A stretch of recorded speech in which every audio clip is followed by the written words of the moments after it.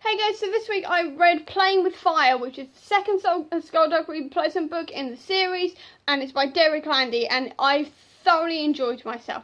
And I decided to read this one because A, I've read far too many first novels of a series and not actually gone on to finish that series, and 2, I watched Ghost Rider turn up in Agents of S.H.I.E.L.D. the other day, and I really just wanted more of a hit of skeletons with some sort of magic to them.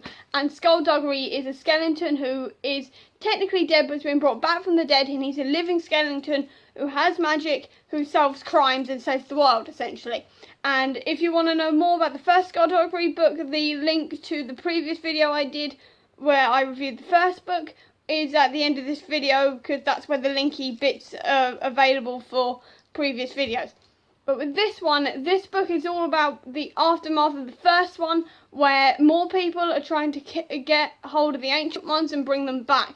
And the Ancient Ones are basically going to destroy the world in every sort of novel like this they do, essentially. And I'm not, there's not really much said about them, apart from the fact they're quite evil.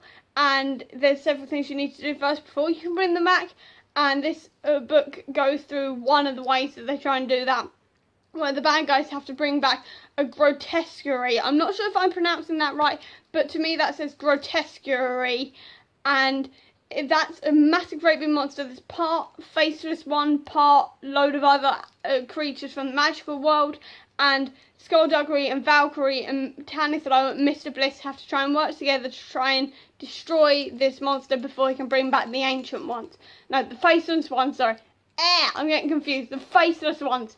But this book is really good, and it's really, what I really enjoy about this book is that there's some really good fight scenes in there that I can actually follow along with, because usually I can't follow fight scenes when I'm reading. I much prefer to watch them on a screen than physically read them, because they usually get lost.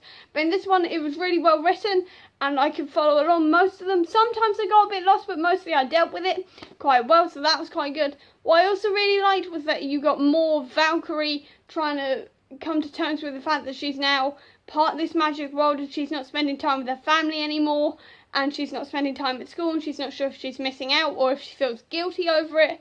And I really like that sort of sense of what she's going to do, because she is actually just a 13-year-old girl who's just been thrust into the middle of this. And it's really interesting to see her try and fight this idea of what she's going to do now and how she's going to deal with all of this, and how she has this balance going along. And I really enjoyed that, and I also really enjoyed learning more about Skulduggery's world and the different places in that has sanctuaries in around the world, and all the different magic things, and generally more about Skulduggery's backstory, because you get more of that in this book as well, which is really interesting. 2 things I would say about this book though is, one, the word said is said constantly through it, and everything everybody said is always followed by so-and-so said. So it's Skulduggery said, Valkyrie said, Mr. Bliss said, Tanithlo said, da-da-da-da-da said, da-da-da-da-da said. It's constant the whole way through. And personally, for me, that gets kind of annoying after a while, and I prefer different versions of that, saying so-and-so shouted, so-and-so whispered, so-and-so replied, answered, stated, whispered, whimpered, whatever. I like a bit of variety and stuff like that, but that's just my personal preference. Most other people probably wouldn't be bothered by this. Another thing I will say though is nothing to do with the storyline or anything, but personally, as personal preference again, there's a lot of spider work in that, and while I'm fine with spiders in storylines and stuff, I will say as a warning, if you don't like spiders and you're kind of freaked out by them like I am, there's a lot of spider stuff in this, and quite a few chapters, and they get spiders attacking them and stuff like that. So if you don't like spider attacks and stuff, you may want to skim read bits of this book. But other than that, it's absolutely brilliant, and it's got so much humour in it, like it did in the first one, which sort of is quite cheesy jokes and everything, and it's sort of childish jokes as well, because this is a kid's book, so that doesn't really bother me that much, because I quite enjoy that kind of thing. But on the whole, I love Skulduggery Pleasant. It's such a good book to read, and I'd definitely say to get into this series, because Derek Landy is awesome at writing it. And if you like magic-y things, I was about to say it's not particularly violent. It's horrendously violent. Someone gets their scalp torn off, and other people get blown to smithereens.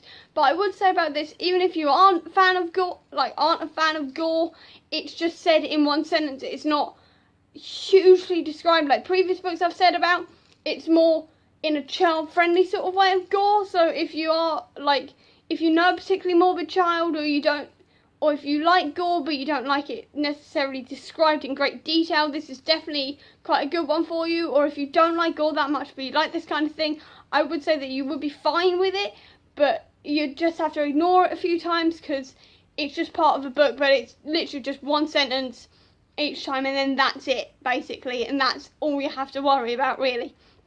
And it's just a really good book and I really enjoy it, and it's sort of, I like how it's slightly childish in places but it's still really well written, and I can see it so well in my head as I'm imagining it, and I really want to read more of these, and I'm definitely going to read more as I go along. I've only got one book left on in this series, and then there's like 3 more just from the back of this book. I don't know if there's any more afterwards, so I want to stretch it out a bit, but I'm also desperate to read more of this. So I'm definitely going to read more of these, but I don't know when I'll read more of these. But if you want to see more of my reviews about stuff like this, please do click subscribe here, that'd be great. And if you want to see my previous review of the first book in this series, click here, that'd be awesome. And if you like this video, please do give me a thumbs up. And if you've read this book or any book similar to it, please tell me down in the comments what you thought of it. And if there's any other books similar to it, please tell me the names of those down in the comments as well, so I can check them out.